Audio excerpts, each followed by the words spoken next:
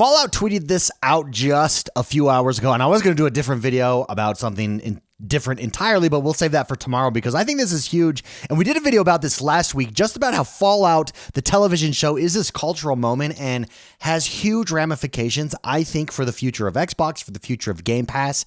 And this is proof positive of that. This is what Fallout tweeted out just breaking just a few hours ago. Thank you to the over 1 million of you who adventured with us in Fallout 76 in a single day. So that's Fallout 76. And you say to yourself, well, okay, Fallout 76 is a live service game. That makes total sense. Well, guess what? That's not it, because they also followed up with a Fallout post, and almost 5 million across all Fallout games in a single day. In a single day. And then Xbox replied to them and tweeted out and said 1 million thumbs up for everyone joining the wasteland. And again, culture matters. Cultural moments like these matter. It's what put Xbox on the map in the first place. The original Halo came in hot. Halo 2 dropped. And then Halo 3 dropped on the Xbox 360, and it surpassed gaming and became this cultural moment. And you had positive ramifications that followed from that, right? Positive outcomes and outputs from that via Xbox 360, absolutely crushing it overall for that entire generation. Well, Xbox has lost its way a little bit with the Xbox One. The Xbox Series X is getting it back. Game Pass, I think, is really getting it back for them.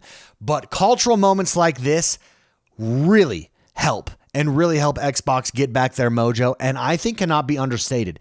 Now, I have a question for you, and I posed this in a previous video, and I thought, no, it's not yet, but we're a step closer to it, and that is, in the Game Pass era, could Fallout and the Fallout series surpass Halo as the Xbox title, as the go-to Xbox title for Xbox? And the last video I did where we just initially talked about, hey, Fallout show is really good. This is this huge cultural moment. I jumped back into Fallout New Vegas, and now I'm back into Fallout 4, which, by the way, can I say, Fallout 4, if you've not played I think Fallout 4 is actually underappreciated as a title. It's a fantastic title. I think the reason is Bethesda people who are playing, Bethesda games were coming off of Skyrim. And Skyrim is just this next tier, top tier, grade A game, and it had a certain vibe and feel that Fallout 4 definitely does not have. But going back now, being removed from that entire situation, going back and playing it now, the storytelling in Fallout 4, fantastic. The gameplay, fantastic. The world building, amazing. It sucks you in right away. And I would not be back playing Fallout if it was not for the TV show. I did it before any of this news came out. Just watching the show makes you want to play it. That's a cultural event, and that's significant. Don't underestimate that. Some of you might be poo-pooing right now in comments saying, no. This is no big deal. You're not going to replace Halo. It's not going to overtake Halo as Xbox's marquee title in the Game Pass era. I don't know. I'm not sure. I definitely think it could. Now, three reasons it wouldn't. I wrote down 3 reasons it wouldn't and 3 reasons it wouldn't. Number one, Halo has a huge iconic status already. That's hard to overcome. Master Chief, hard to overcome. My counter to that point, and this is so why Fallout would not overcome Halo, is that iconic status, but it's been tarnished and is being tarnished by the Paramount show. I'm just going to say it. And you might think to yourself, well, you're being awfully harsh there on the Paramount show. It's not that bad. Yeah, but it's not as good as the Fallout show. The Fallout show has lifted Fallout, made people aware of Fallout. Halo hasn't done that. Halo has been surrounded by controversy, sure. But the Halo show hasn't done the same thing. It's not lifted Halo, the games. Where are all the players? Where are all the players in Halo Infinite? Where are they? It's Season 2. Season 2 is here. We should see that bump. We should see that increase. We've not. So that's another thing that Fallout can't compete with, though, is Halo's competitive multiplayer scene. That has always been strong. The multiplayer experience is renowned for its competitive nature. It's got a solid esports present. So that... Obviously, Fallout's not going to compete with that, but it doesn't need to. It's a completely separate... God of War doesn't compete with that, and God of War is one of the marquee titles for PlayStation. So you don't necessarily need that, but that's something that Fallout's just never going to have. Now, So Halo's iconic status, I think, is a reason that's going to make it hard for Fallout to overcome it. I think the competitive multiplayer scene. And then I think there's just strong telling and a universe set there that's also going to be hard to overcome. However, once again, the TV show's not helping. It's not this cultural moment. It's not lifting the game like Fallout is.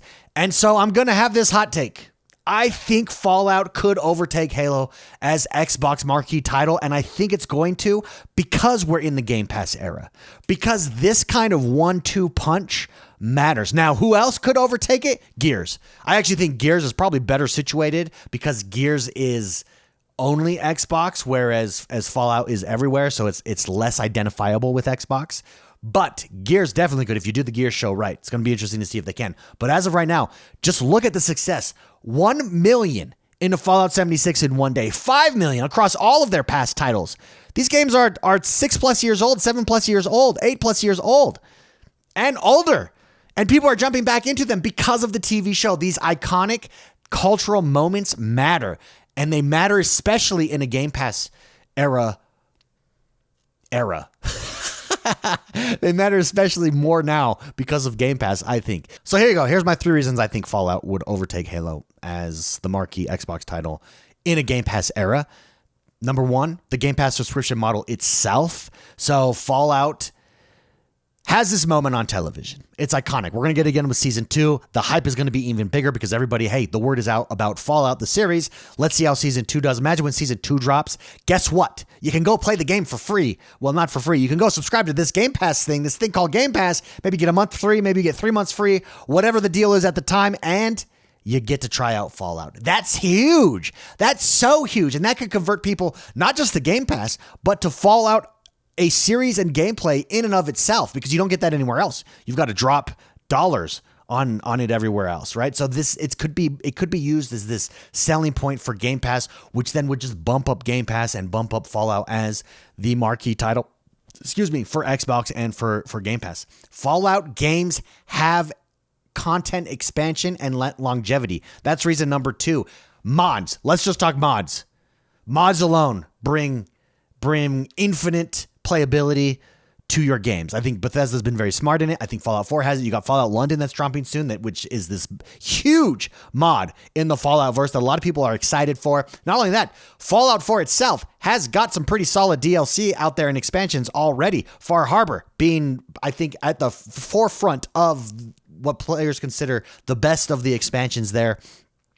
And that aligns with Game Pass completely. Again, hey, I don't have to go pay for all these things. Let me go jump over to Fallout. Let me get the base game for free. Let me get some add-ons here. Let me subscribe to Game Pass. I think that continuous value is a key selling point, and why Fallout, because of this event and events like this, could become Xbox's marquee title. Finally, I think it being cross-platform is huge. It really is, because again, a lot of people have been able to play it. You can play it literally anywhere, but the selling point is, oh, by the way, it's over on Game Pass. So I think you just get more eyeballs there. Is it inevitable? No. Does Fallout have a long way to go to overtake Halo as the marquee title? Yes.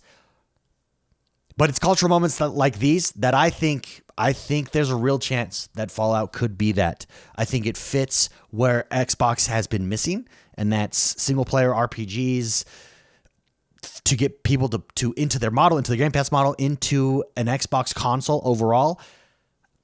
I think it could. I would love to know what you guys think, though. Maybe I'm crazy. Am I crazy? Halo isn't the shiny game that it once was. It just isn't. We all have fond, nostalgic memories, but for someone that hasn't played it, ask them how they feel about Halo today. Maybe they picked up Halo 5 for the first time. Maybe they picked up Halo Infinite for the first time, which, by the way, is a very solid game. But it doesn't have this cultural moment yet. Fallout does. It's here for Xbox. I think it's very smart. Well done to Xbox. Congratulations to Fallout. Congratulations to Bethesda. 1 million. And not only that, think about this. You have a variety of ways to play Fallout. You can play the single-player RPG. You can play a multiplayer game, Fallout 76 as well, live service. So you've got a variety. You can play mobile games, Fallout Shelter. You've got a variety of ways to interact with the Fallout IP built in already as a result of this cultural event. I think it's huge. Let me know in the comments below, though, where I get it wrong. I'm sure a lot of you think I'm wrong. Let me know. I'm not. But let me know. If you haven't yet, hit that like button, subscribe to this channel. My name is X1 the Gamer. We drop videos like this all the time. Love hanging out with you guys, and we'll see you next time.